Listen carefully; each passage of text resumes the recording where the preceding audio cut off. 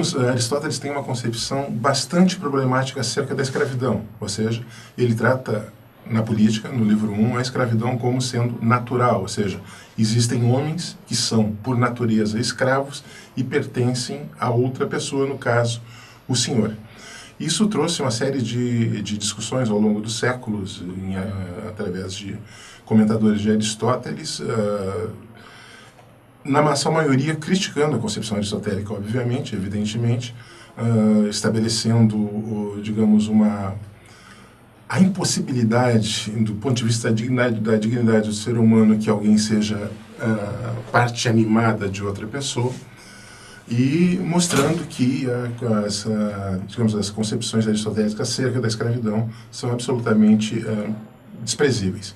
Mas há outros tentando entender o modo pelo qual Aristóteles trata a escravidão e tentando mostrar que Aristóteles, na realidade, ele vai, de algum modo, de encontro às perspectivas de sua época e, na realidade, não tem essa, digamos, essa concepção tão cruel acerca do escravo como alguém que existe por natureza, como, em geral, se lhe acusa.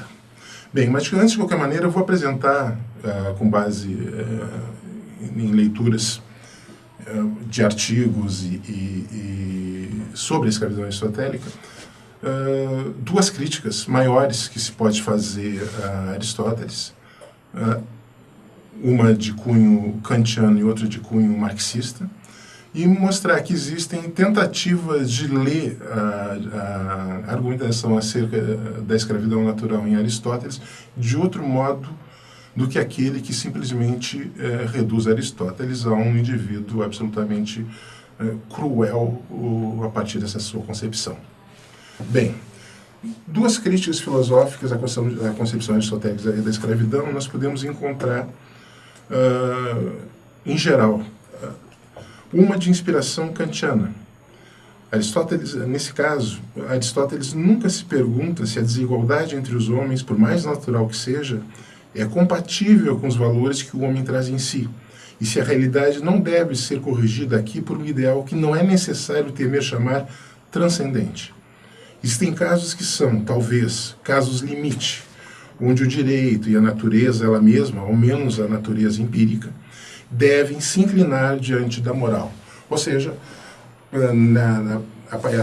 essa crítica de inspiração kantiana ela tem em mente que qualquer forma de argumentação que sustente, se fundamente na natureza, ela deve ser deixada de lado e sobrepujada, ela deve se inclinar diante de aspectos morais, diante da moral, diante da moralidade. Uma segunda crítica geral à concepção aristotélica de escravidão natural, ela tem uma inspiração marxista, marcadamente marxista, que diz que o texto aristotélico, especialmente no que concerne ao uso do conceito de natureza, é uma ilustração quase perfeita do conceito de ideologia. Aristóteles mostra, como em toda justificação ideológica, que uma instituição social e histórica pela qual alguns homens exploram o trabalho de outros homens não é nem social, nem histórica, nem uma exploração, mas que ela é justificada pela ordem da sociedade e mesmo pela ordem do mundo. Ele assegura os exploradores e desencoraja os explorados. Aristóteles mostra, por outro lado, como em toda justificação ideológica, e esse aqui é o caso da crítica marxista, que essa exploração é fundada na natureza e que ela é proveitosa, primeiramente, às próprias vítimas, aos próprios escravos. Como nós vimos, ela seria benéfica aos escravos. Os escravos deveriam não somente se resignar da escravidão, mas se felicitar desta. Enfim, como para todo o processo ideológico, os raciocínios manifestos, que parecem mutuamente especulativos e articulados com conceitos universais como de natureza, dissimulam sua função particular, antes de tudo prática e social. Há aqui claramente a defesa dos interesses das classes dominantes. Então, na realidade, aqui a relação senhor-escravo se transfere, na visão marxista, para uma visão ideológica que estabelece uma separação clara entre o explorador e o explorado. O senhor é o explorador e o explorado é o escravo, e isso, digamos, satisfaz as necessidades, os objetivos de uma sociedade capitalista. Uma outra abordagem seria, digamos, nós vimos duas críticas, mas para além dessas duas críticas, que são críticas fortes, obviamente, evidentemente, além dessas duas críticas, se faria necessário ver de que modo nós podemos tentar pelo menos entender de um modo menos negativo o que o Aristóteles tem em mente quando trata da escravidão por natureza na política, na sua obra política. Ou seja, seria uma terceira possibilidade, não uma crítica, seja kantiana, seja marxista, mas uma tentativa de compreender em seus diversos aspectos o que Aristóteles tinha em mente, desculpem, quando tratou desse ponto específico, dessa temática específica. Um artigo muito... E para isso eu vou mencionar e citar literalmente 3 artigos importantes. O primeiro deles de Goldschmidt, Victor Goldschmidt, um excelente historiador e filósofo que tratou da antiguidade, que estudou, investigou a filosofia antiga, num artigo denominado A Teoria Aristotélica da Escravidão. Nesse artigo, o Goldschmidt sustenta que, no seu estudo da escravidão, Aristóteles se afasta duplamente de seu método habitual. Em primeiro lugar, ele estuda o que é o escravo, antes de perguntar se ele existe.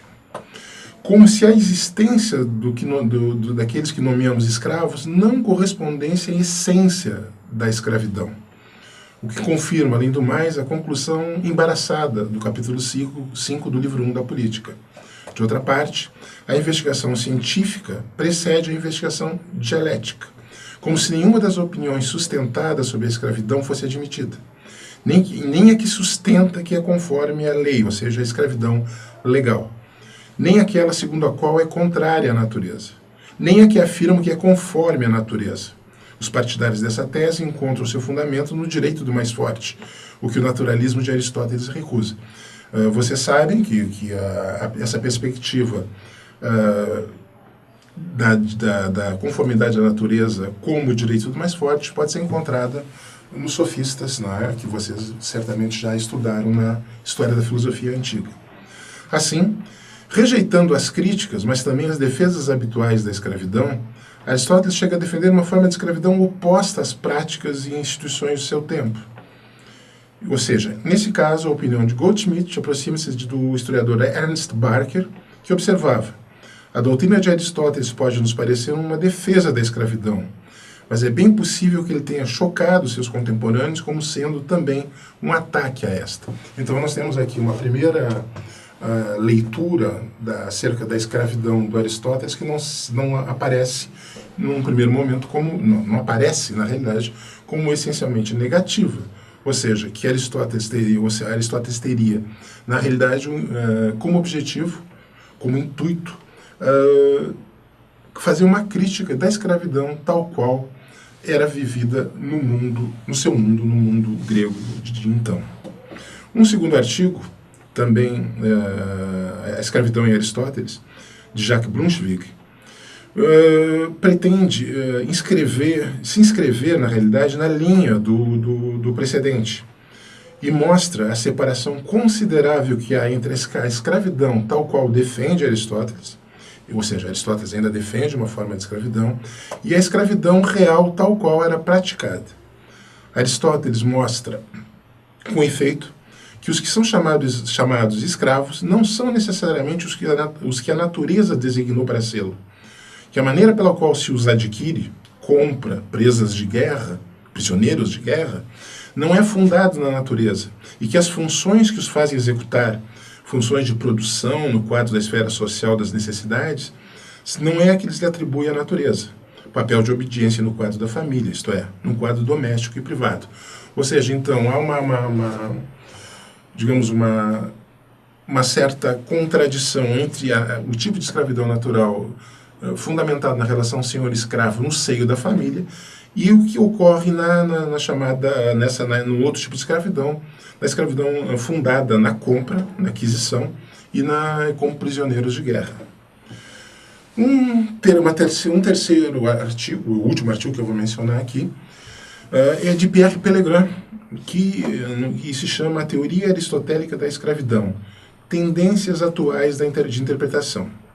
Aqui, Pellegrin examina os trabalhos existentes, tanto os dos filósofos quanto os dos historiadores ou economistas.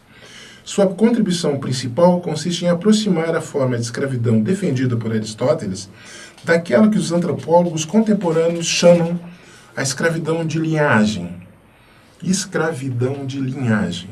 Essa forma não era mais, sem dúvida, a forma dominante na sua época, o do modo de produção escravagista, que fazia apelo notadamente a grandes concentrações de mão de obra servil no que pode ser chamado manufaturas, mas uma forma arcaica na qual o escravo, estranho à etnia da família, ou melhor, da linhagem a qual está ligado, consiste somente numa força complementar e é destinado, normalmente, à libertação.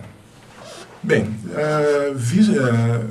depois de observarmos, estudarmos, investigarmos sobre o processo de formação da polis a partir das primeiras comunidades, que são a casa e a aldeia, e o estabelecimento da comunidade política perfeita, que é a polis, e definido que essa polis também, como a primeira forma de comunidade que começou a dar origem às comunidades em geral, existe por natureza, e o homem é, por natureza, um animal político, ou seja, ele, por natureza, tem uma inclinação a viver em comunidade, e que essa inclinação a viver em comunidade, ela é, digamos, garantida pelo papel do legislador, que é a inteligência criadora da Constituição, que vai fazer com que a polis se torne realidade, e com isso explicitando o naturalismo político do Aristóteles, e tendo visto também a concepção aristotélica de escravidão, bem como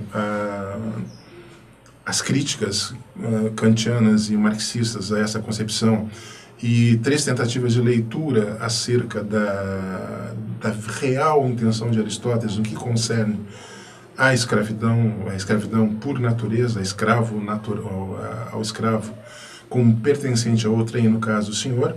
Nós vamos passar agora ao livro 3 da Política de Aristóteles e buscar ali tratar de alguns dos pontos mais importantes do livro 3, especificamente do cidadão, do bom cidadão, do homem de bem e dos tipos ou formas de constituição ou regime político, certo? No livro 3 da Política, Aristóteles indaga o que é a cidade-estado, o que é a polis. Por quê?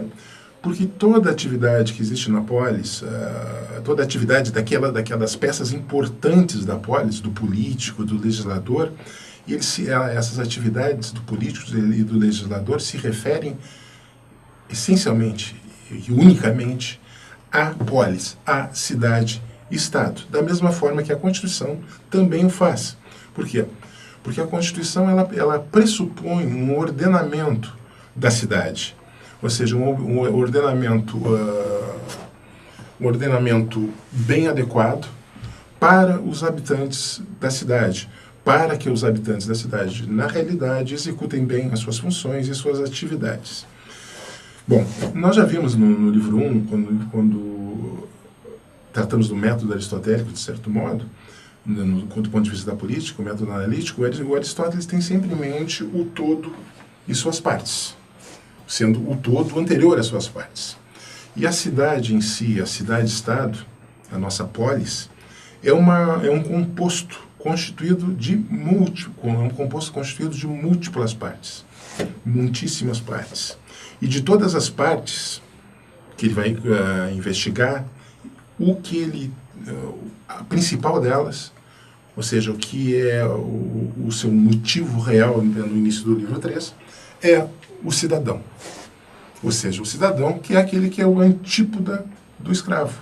Ou seja, o cidadão é aquele que diferentemente do escravo, possui todos os direitos e participa das atividades de todas as atividades referentes ao seu papel no interior da cidade-estado. Afim, então, no final de contas, então, se a cidade é composta, é constituída de muitas partes, a cidade deve ser entendida como um conjunto de cidadãos. Ou seja, antes de mais nada, a cidade ou melhor, deve ser entendida enquanto um conjunto de cidadãos. Sempre salientando o fato de que nós devemos fazer uma observação clara a respeito disso. A cidade é composta de várias classes, de vários elementos, mas nem todos os elementos, nem todos os habitantes da cidade são cidadãos. Mas o que nos interessa, ou pelo menos interessa a Aristóteles no livro 3, basicamente, antes de mais nada, são os que realmente são cidadãos. Mas o que define um cidadão verdadeiramente? O que eu devo ter em mente quando eu observo um cidadão e digo que ele tem que possuir a característica A, B ou C, X, Y ou Z? O que define realmente o cidadão? O que faz do cidadão um cidadão? E outra coisa que nós devemos, sobre a qual nós devemos nos deter é se nós temos um cidadão independentemente dos tipos de constituição que existem nas cidades-estado. Ou seja, a bondade de um cidadão, nós temos que estabelecer a bondade do cidadão, sim. Mas antes disso, nós temos que saber que se o cidadão opera do mesmo modo, tem a mesma função, independentemente dos tipos de constituição na qual ele atua, na realidade. Digamos, os tipos de constituição os tipos de constituições sobre as quais ele vive. Ou seja, então, basicamente, dois aspectos. Ou seja, definir o que é um cidadão. Em segundo lugar, saber se as funções envolvidas pelo cidadão são as mesmas, independente da Constituição a qual ele serve, independente da Constituição que o rege. Agora, em primeiro lugar, digamos, um aspecto que limita, por exemplo, quem é ou não é cidadão. Ou seja, não basta viver em determinada cidade-estado, em determinada polis, para ser tratado como um cidadão, ou para ser entendido, desculpem, como um cidadão. Por exemplo, os escravos, obviamente, evidentemente, não são cidadãos. Os estrangeiros não são cidadãos, em sentido pleno. E as crianças, obviamente, também não podem ser consideradas cidadãs, na medida ainda que elas não possuem uma razão desenvolvida, ou seja, há uma razão ainda não desenvolvida do ponto de vista das crianças. Então, nós podemos dizer que nem todos são cidadãos, como nós mencionamos, nem todos os habitantes da cidade são cidadãos, e especialmente os escravos, os estrangeiros ou as crianças não podem ser tidas como cidadãs. Nesse sentido, numa definição preliminar, Aristóteles afirma que cidadão é aquele indivíduo que participa da justiça e do governo da cidade-estado. Ou seja, para ser cidadão é uma condição sine qua non, uma condição sem a qual ele não pode ser definido enquanto cidadão. Ele deve necessariamente participar das atividades relativas à justiça e às atividades relativas ao governo da polis. Nós nos perguntamos agora, como há pouco tempo, se o cidadão é o mesmo nas diferentes formas ou tipos de constituição. E quando eu falo em cada constituição, eu falo especialmente das constituições chamadas corretas, porque Aristóteles apresenta, e nós veremos mais adiante, dois conjuntos de constituições, e nesses conjuntos de constituições, de um lado nós temos as constituições corretas, e de outro lado nós temos as constituições desviadas e cuja finalidades são diferentes. Ou seja, então aqui nós ficamos com o cidadão no que diz respeito às constituições corretas e não às condições desviadas. Ou seja, as constituições corretas têm como característica geral, como vocês verão mais adiante, visar o bem comum. Bom, mas obviamente que existem tipos de constituição, mas esses tipos de constituições ou regimes políticos podemos dizer assim, são distintos entre si. Eles não possuem a mesma lógica interna, essas constituições não possuem o mesmo ordenamento. Portanto, essas constituições são distintas. Elas funcionam, o corpo de leis que as rege são distintos. Embora, de novo, elas estejam ou tenham como finalidade o bem comum. Bom, se as constituições são distintas, se os tipos de constituição são distintas, por exemplo, a monarquia é distinta da aristocracia, que é distinta da politeia. Bom, da mesma forma que há uma distinção entre monarquia, aristocracia e politeia, eu posso dizer o seguinte: se as constituições são distintas, os cidadãos serão distintos em cada tipo de constituição. Ou seja, a bondade do cidadão difere relativamente ao tipo de condição na qual ele está inserido. E com essa perspectiva, no interior dessa perspectiva, Aristóteles ele refina e precisa a definição de cidadão. Se antes a gente pode afirmar que o cidadão é aquele que participa da justiça e do governo, ótimo. Agora, Aristóteles dá uma definição definitiva do que é cidadão. Vou citar. Quem é, então, cidadão resulta claro a partir dessas considerações. Quem tem o poder de tomar parte na administração deliberativa ou judicial, a esse o chamamos cidadão desta cidade-estado. E uma cidade-estado é, para dizer simplesmente, um número de cidadãos suficiente para assegurar uma vida autossuficiente. Pois são, então, as características estão claras na definição de cidadão que nós encontramos no livro 3, capítulo 1 da Política. Ou seja, ele tem que participar das atividades da administração deliberativa e jurídica, ou seja, no sentido de que nós tenhamos também um número de cidadãos que garanta a autossuficiência. Então, a definição de Aristóteles é bem clara do que ele espera, ou seja, essa é a definição clara e precisa do que Aristóteles entende por cidadão. Ou seja, então um bom cidadão se caracteriza por essa definição. E agora, a questão é que todo bom cidadão possui uma excelência, possui uma virtude. Mas, no interior da ideia de virtude, nós temos que fazer uma separação entre a virtude do bom cidadão e a virtude do homem de bem. Bom, então, no interior, a virtude que diz respeito ao bom cidadão não é a mesma virtude que diz respeito ao homem de bem. Então, Aristóteles deixa bem claro isso no capítulo da Política do livro 3, mostrando que, em primeiro momento, como em qualquer atividade, os cidadãos são desiguais, mas são desiguais apenas em relação à sua função. Não são desiguais entre eles, são desiguais em relação à função que desempenham, ou seja, mas eles possuem um traço em comum, ou seja, que é a manutenção da segurança da comunidade, ou seja, a comunidade é entendida como regime político, como entendida enquanto constituição.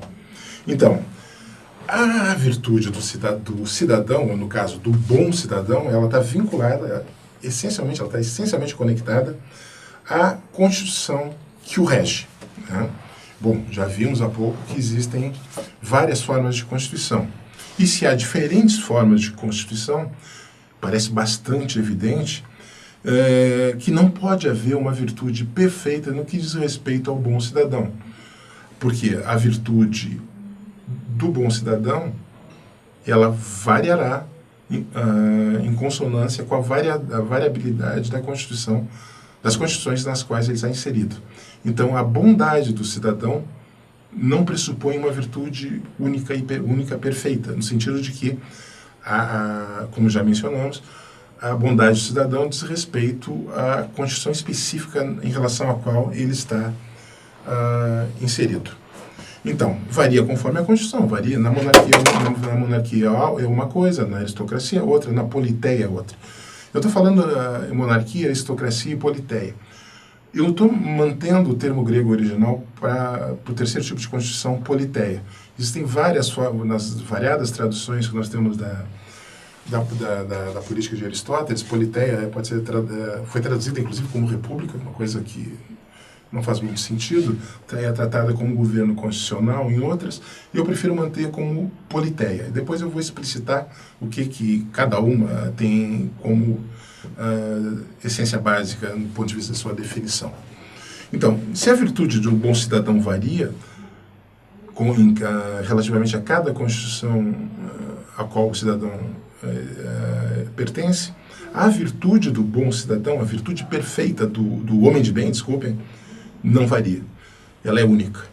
Ou seja, podemos ser bons cidadãos sem possuirmos a virtude do homem de bem.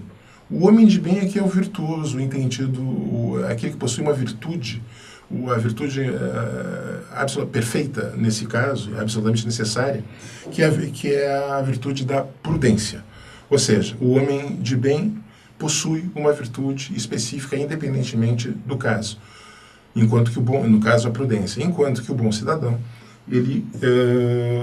a sua virtude não é única, ela varia em conformidade com as constituições. Então, porque os homens são bons, por que nesse caso? Porque no caso do homem de bem, a gente tem que entender que por Aristóteles, e vocês podem ver isso aqui na política, na ética nicomaqueia, na ética eudêmia, os homens são bons de uma única maneira. Ou seja, eles são absolutamente bons. Vocês são absolutamente virtuosos. Assim, a cidade não pode, e obviamente, então, nesse caso, a cidade não pode ser composta só de cidadãos bons. Isso é fácil observar, basta olhar ao redor. Então, a cidade ela não é composta, não pode ser composta só de homens bons. Ou seja, mas cada um desses dos membros, dos cidadãos que compõem a comunidade, a cidade-estado, ele deve realizar de modo adequado, de modo correto, a sua atividade. E isso, sim, é a virtude do bom cidadão, ou seja, realizar bem a sua função independentemente do tipo de constituição na qual ele está inserido, independentemente do tipo de constituição que o rege. Essa virtude é do bom cidadão, essa sim, todos os cidadãos devem possuí-la. Diferentemente do caso do homem de bem, que é absolutamente bom. Certo? Então, isso pode ser observado numa passagem da política que eu vou citar agora. Ou seja, a virtude do bom cidadão, onde tê-las todos, pois assim a cidade será necessariamente a melhor. Mas é impossível que tenham a do homem de bem, já que nem todos os cidadãos da cidade perfeita são necessariamente homens bons. Ademais, a cidade está composta de elementos distintos, como o ser vivo, como eu sou o ser vivo, formado de alma e corpo, a alma de razão e de apetite, a casa de marido e mulher, e a propriedade de senhor e escravo. De igual modo, também a cidade está composta de todos os elementos e, ademais, de outras distintas classes. Portanto, necessariamente não é a única virtude de todos os cidadãos, como não é do corifeu, e etc. Ou seja, não há, então, a virtude perfeita do ponto de vista do bom cidadão. É uma virtude que seja comum em todas as formas de constituição. Mas existe de algum modo a possibilidade de coincidência entre a virtude do homem bom e a virtude do bom cidadão? Isso ocorre? E se ocorre de que maneira? Quando o governante é virtuoso, ele é bom, obviamente, e é, como já vimos há pouco, prudente. O cidadão, o bom cidadão, não precisa ser prudente. A resposta está na passagem que eu cito agora. Se a virtude do bom governante e do homem de bem fosse a mesma, como também o governado é cidadão, não seria absolutamente a mesma a do cidadão e a do homem de bem, ainda que possa sê-lo em caso de algum cidadão, porque não é a mesma virtude do governante e do cidadão. O bom cidadão, então, é capaz de mandar e obedecer bem. Esta é a virtude que caracteriza o bom cidadão. Ele manda e obedece de maneira correta, na realidade. Se a virtude do homem de bem é a virtude do mando, a virtude do cidadão é a virtude do mando e da obediência. E eles, o homem de bem, o virtuoso, e vocês vão ver quem é o virtuoso nesse caso específico da política, e o bom cidadão, nesse sentido, então, eles não podem ser louvados de um mesmo modo.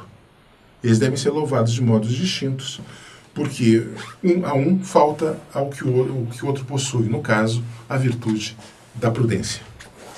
Aqui não estamos tratando, obviamente, das relações de mando entre o senhor e seus subordinados. Isso envolve o que nós estamos tratando aqui no momento, envolve outro tipo de autoridade. E no caso que temos em tela, é a autoridade política.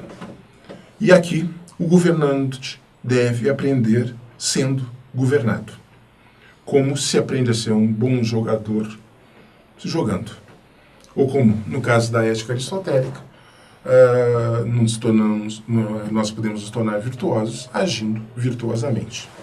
Logo, não há como mandar bem se não tivesse antes obedecido bem. Então, mas essas virtudes, a virtude do mando e a virtude da obediência, são absolutamente distintas.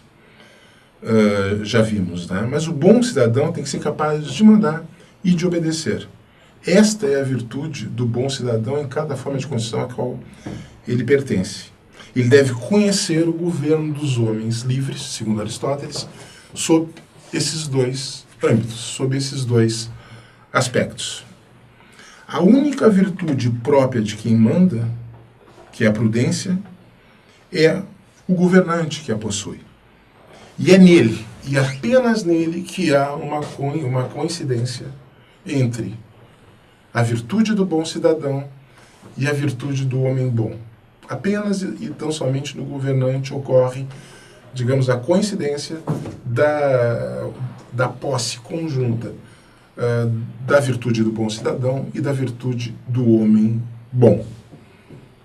As outras virtudes todas são comuns, são absolutamente comuns a governantes e governados. Então nós vimos que nós temos o bom cidadão e o homem bom. O bom cidadão possui uma virtude e essa virtude não é única, no sentido de que essa virtude tem que estar vinculada à forma de constituição na qual o cidadão, ou o bom cidadão, desenvolve as suas funções. E existe o homem de bem. O homem de bem é aquele que, além de ser bom, ou seja, ele é absolutamente bom, ele é bom na sua plenitude e possui a virtude da prudência. E apenas no caso no caso do governante, há uma coincidência entre a virtude dele próprio, do homem de bem, e a virtude do bom cidadão. Bom, visto isso, ou seja, que é um dos aspectos importantes da política aristotélica, e eu estou tentando trabalhar os aspectos mais importantes, embora seja difícil,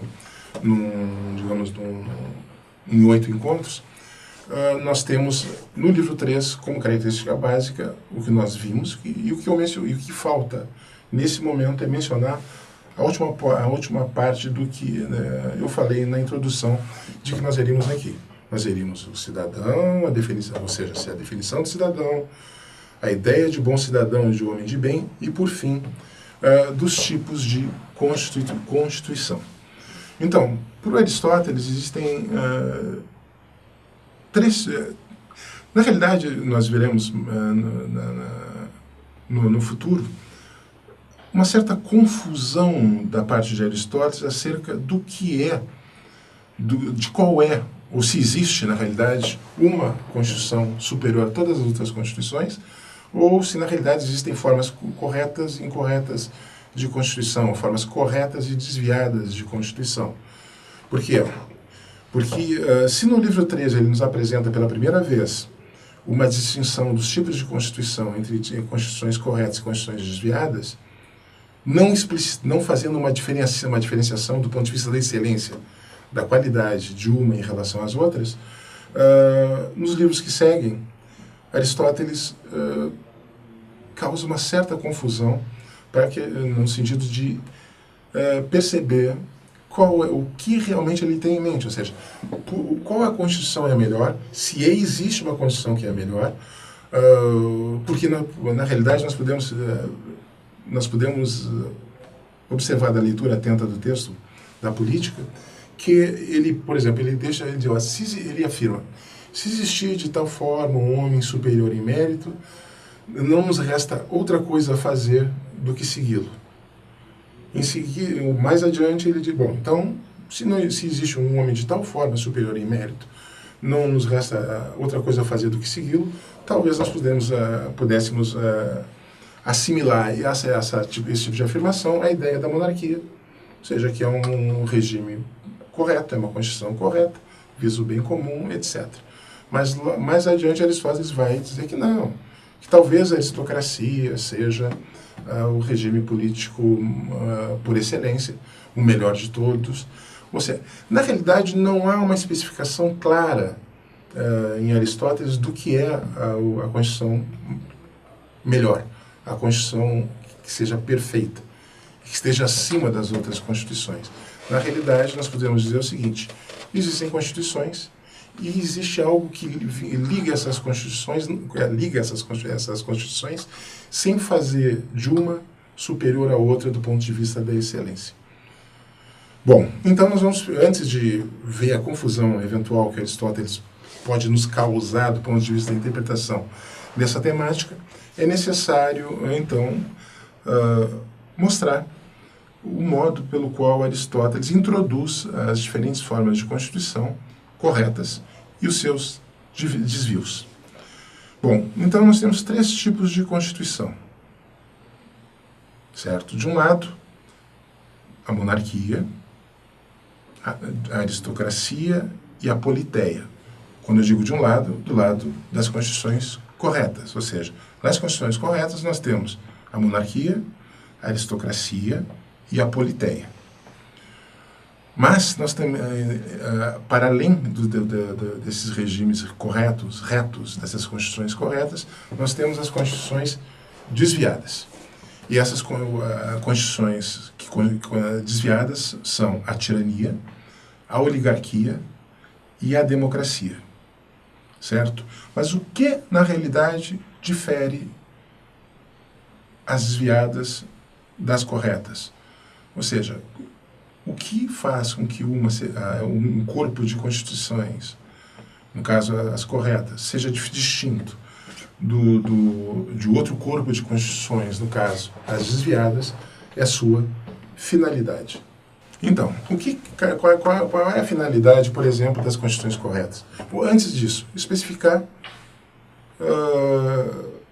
o que é a monarquia, o que é a aristocracia, ou a politeia em sentido geral. Bom, simplesmente é uma questão, num primeiro momento, numérica, quantitativa. Ou seja, a monarquia é o governo de um, a aristocracia é o governo dos melhores, e a politeia é o governo da maioria. O desvio da monarquia é a tirania. Bom, a tirania é também, como a monarquia, é o governo de um. Em segundo, depois nós temos como desvio da aristocracia a oligarquia, que é o governo de alguns. E por fim nós temos como desvio da politeia a democracia, ou seja, que é o governo da maioria. Bom, dito assim, parece que não muda muita coisa, mas como eu mencionei, o que interessa aqui é a finalidade. A monarquia é o governo de um, a aristocracia é o governo dos melhores, e a politeia é o governo da maioria, e essas são as constituições corretas, e a finalidade das constituições corretas é o bem comum. Ou seja, independentemente de que seja monarquia, aristocracia ou politeia, qualquer uma das constituições corretas vai visar o bem comum, o que é diferente das constituições desviadas. Nós temos o tirano, por exemplo, como desvio do monarca, a tirania como desvio da monarquia. O que é a tirania? É o governo de um, no sentido de satisfazer as suas próprias necessidades. Os oligarcas, no caso, a oligarquia, a segunda forma de constituição desviada da aristocracia, é o governo de alguns, sempre no tendo como finalidade o seu interesse próprio. E, por fim, nós temos o desvio da politeia, que é a democracia, que é, sim, o governo da maioria, mas é o governo da maioria não no sentido de visar o bem comum, é o governo da maioria em detrimento do resto da comunidade. Então, essa é a primeira abordagem aristotélica acerca das constituições corretas e dos seus desvios, ficando estabelecido que as constituições corretas visam o bem comum e as constituições desviadas visam o bem ou do tirano, ou dos oligarcas, ou da maioria. No final da nossa aula, vocês encontrarão 2 vídeos complementares. São vídeos complementares. Eles são vídeos complementares do ponto de vista da ideia de Aristóteles de justiça e etc. Isso não será cobrado nas nossas avaliações, mas é uma atividade complementar para vocês tenham um contato maior com o pensamento do nosso Aristóteles. Olá! Neste vídeo, a pedido do nosso amigo Mike Lehman, nós vamos conversar sobre justiça distributiva e justiça corretiva. Nos vídeos que estão aqui na descrição, nós já temos estudado a respeito da relação que o direito tem hoje com a moral e com a justiça. Então, é realmente muito interessante, se nós quisermos compreender melhor o direito e aplicar o direito, que nós consigamos compreender o que é a justiça. E para isso nós precisamos estudar os conceitos de justiça que foram formulados ao longo da história. E é por isso que estudar então a justiça distributiva e a justiça corretiva é tão importante. Mas antes de nós começarmos, eu gostaria de lembrar que você pode deixar o seu like, você pode se inscrever no canal, e se você clicar no sininho que está no canto direito da sua tela, você vai receber notificações a cada novo vídeo, você pode compartilhar esse vídeo, você pode deixar um comentário, deixar uma pergunta, e você pode fazer inclusive como o nosso amigo Mike, deixando sugestão de tema para um próximo vídeo. Bom, esses conceitos de justiça distributiva e justiça corretiva foram formulados por Aristóteles de Estagira, provavelmente o maior filósofo da Grécia Antiga, e não apenas da Grécia Antiga, mas provavelmente o maior filósofo da história. Tomás de Aquino, na Idade Média, o chamava de o filósofo. Segundo Aristóteles, a justiça em sentido particular, aquela forma de justiça que tem a ver com a divisão dos bens numa sociedade, ela é subdividida em justiça distributiva e justiça corretiva. Mas para nós entendermos melhor o que Aristóteles quer dizer com justiça distributiva e justiça corretiva, nós precisamos compreender a relação que o próprio Aristóteles faz entre justiça e igualdade. Aristóteles afirma expressamente que todo justo é uma forma de igual. E aqui Aristóteles está apenas colocando em palavras algo que é reconhecido por todas as pessoas, algo que é do senso comum. Então, por exemplo, quando um pai que tem 2 filhos dá 2 chocolates para um filho e só um chocolate para o outro, então esse último filho que ganhou só um chocolate, naturalmente diz: isso não é justo. E por que ele diz isso? Porque na cabeça dele, ele que é igual ao irmão, filho do mesmo pai, deveria receber 2 chocolates, assim como o irmão, deveria receber a mesma quantidade que o irmão. É uma questão de igualdade. Mas nós não sabemos quais foram os motivos daquele pai. E ele pode ter dado 2 chocolates para o primeiro filho porque ele, por exemplo, lavou a louça. E agora nós já sabemos, então, que esse filho mereceu os 2 chocolates. E agora nós já não achamos mais que aquele pai cometeu uma injustiça. É exatamente a ideia de justiça distributiva, ou melhor, a diferença entre justiça distributiva e justiça corretiva que está por trás dessa nossa percepção. Para entendermos isso melhor, nós devemos saber que o próprio Aristóteles lembrava que a ideia de igualdade na matemática pode ter 2 maneiras. A igualdade em matemática se apresenta de 2 formas. Ou ela é uma igualdade proporcional, quer dizer, ela se apresenta na forma de uma proporção 2:1, 3:1 e assim por diante, ou ela é uma igualdade absoluta, 1:1. E as ideias de justiça, os conceitos de justiça tratados por Aristóteles, retratam essa diferença. A justiça distributiva é uma forma de igualdade proporcional, e a justiça corretiva é uma forma de igualdade absoluta. Vamos nos lembrar que a justiça em sentido particular, este gênero do qual a justiça distributiva e a justiça corretiva são as espécies, para Aristóteles, estava ligada à divisão de bens numa sociedade. Então, a justiça distributiva nos diz que os bens devem ser distribuídos de forma proporcional a cada um segundo os seus méritos. Aliás, os romanos tinham uma ideia bastante parecida com essa. De acordo com Ulpiano, justiça é a vontade constante e perpétua de dar a cada um o que é seu. Dar a cada um o que é seu, segundo os seus méritos, acrescento eu aqui. Bom, voltando àquele nosso exemplo, se um filho, por ter lavado a louça, merecia o dobro do que o outro, então havendo 3 chocolates para dividir, essa divisão deve ser necessariamente 2 para 1. Então não houve injustiça do ponto de vista da justiça distributiva. Se fossem 6 chocolates, essa relação de dobro seria 4 para 2, e assim por diante. Perceba que é este conceito de justiça distributiva que está por trás da ideia de meritocracia. É claro que essa ideia de meritocracia pode e tem sido distorcida na nossa sociedade contemporânea, mas a noção de justiça distributiva de Aristóteles permanece presente em muitos aspectos da nossa vida. Basta que você pense, por exemplo, nos salários do serviço público.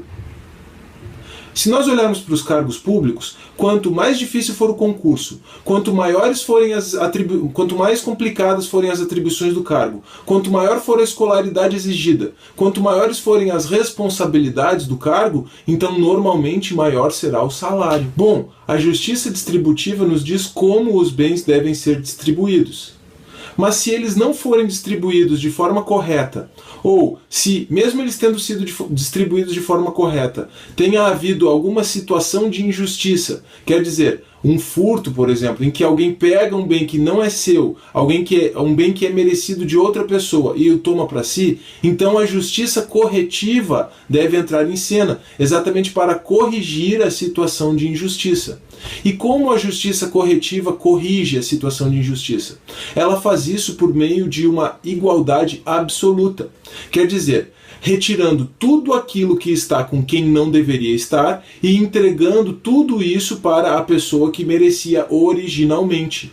Essa correção da situação de injustiça, esse ato por meio do qual é corrigida a situação de injustiça, é chamado por Aristóteles de ato de justiça. Vamos voltar a pensar no exemplo dos 2 irmãos e dos 3 chocolates. Imagine que o irmão que não lavou a louça tome um dos chocolates do irmão que recebeu 2 porque lavou a louça. Nesse caso, a justiça distributiva vai operar nos moldes de uma igualdade absoluta, retirando tudo aquilo que não devia estar com o irmão que não lavou a louça, quer dizer, um chocolate, e entregando para o irmão que lavou a louça. Bom, então em resumo nós temos o seguinte: a justiça distributiva opera na forma de uma igualdade proporcional, quer dizer, a cada um segundo os seus méritos, uma proporção. E a justiça corretiva opera na forma de uma igualdade absoluta, quer dizer, retirando tudo aquilo que está com quem não deveria estar e entregando essa mesma quantidade para a pessoa que merecia, de acordo com os critérios da justiça distributiva. Vamos aproveitar que essa semana foi bem movimentada e que nós discutimos aqui no canal vários aspectos a respeito da terceirização e vamos relacionar esses conceitos de justiça aristotélicos, justiça distributiva e justiça corretiva com a proteção que o direito confere ao trabalhador terceirizado. E assim, até o nosso amigo Aristóteles vai nos ajudar a perceber que não existe nada de errado com a terceirização. Bom, no vídeo que também está aqui na descrição, nós já vimos que a OJ 383 do TST garante o mesmo salário, quer dizer, equiparação salarial, isonomia ao trabalhador terceirizado e ao trabalhador que é contratado diretamente, se as funções forem idênticas. Funções idênticas, salários idênticos. Ora, isso é uma questão de justiça distributiva, porque se eles trabalham da mesma maneira, têm as mesmas funções, fazem as mesmas coisas, então eles merecem o mesmo salário. Isso é uma coisa óbvia. Agora, se a empresa prestadora de serviços não observar isso, quer dizer, pagar um salário menor para o trabalhador terceirizado, e esse seria o desvio que nós podemos verificar no máximo do ponto de vista sociológico, mas o direito garante, por causa desse critério de justiça distributiva, o mesmo salário. Então o que deve haver nesse caso é a operação, a realização da justiça corretiva. Quer dizer, o empregado terceirizado vai entrar com uma ação contra a prestadora de serviços, que é a sua empregadora, e também contra a tomadora de serviços, porque ela tem responsabilidade subsidiária, lembre. E nesse caso, então, elas vão ser condenadas a pagar ao trabalhador terceirizado toda a diferença. E isso é um ato de justiça, essa é a justiça corretiva entrando em cena.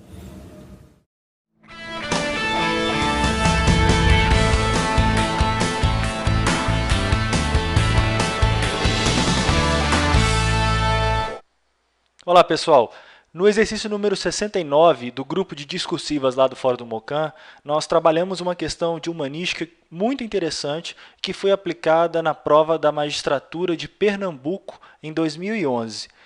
Na descrição desse vídeo, nessa seta aí, ou então lá no blog do mocan.com.br, você pode baixar o texto desse vídeo com a íntegra da questão. Eu não vou citá-la aqui para não ficar maçante esse vídeo. A questão interrelacionava conceitos como justiça, equidade e igualdade sob a ótica da teoria de Aristóteles. E é sobre isso que vamos falar agora. Tudo gravita em torno de uma teoria do justo, se é que podemos falar assim, de base eminentemente aristotélica, ou seja, dar a cada um o que é seu.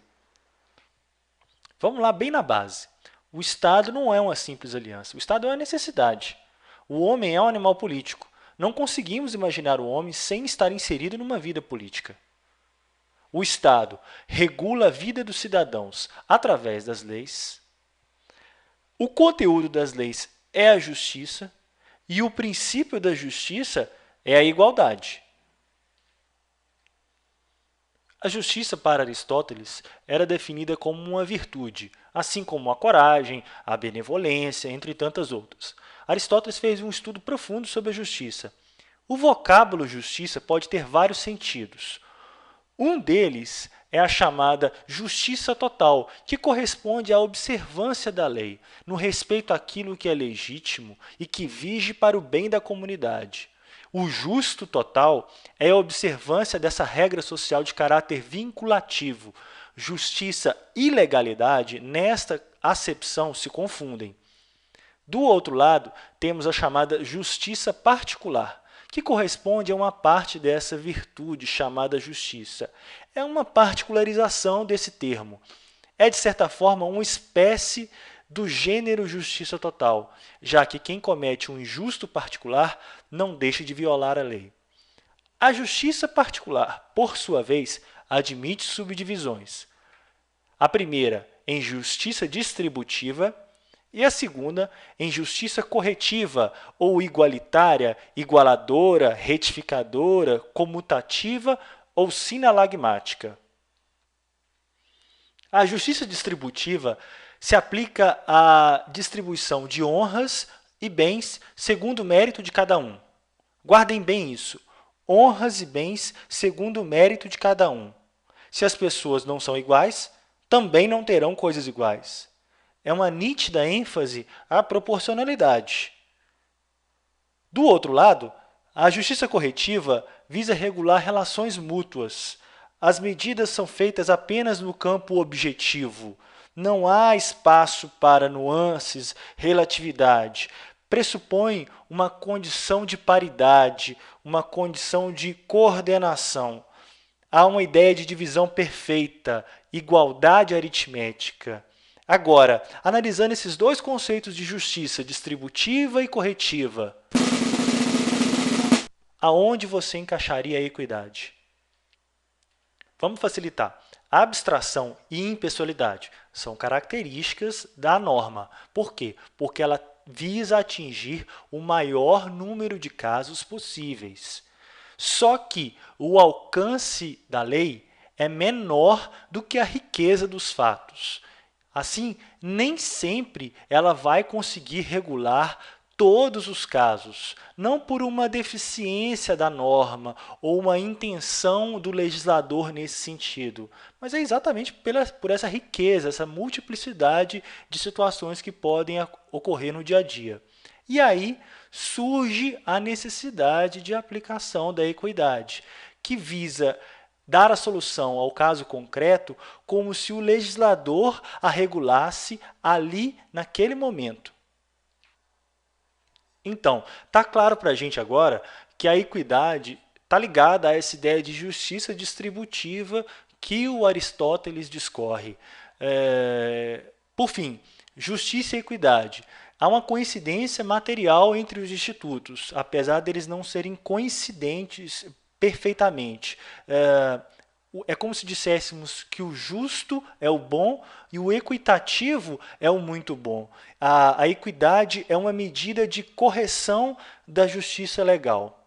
Enfim, pessoal, é isso. No Twitter, @blog do Mocan, no Facebook, facebook.com/blog do Mocan. Até um próximo vídeo.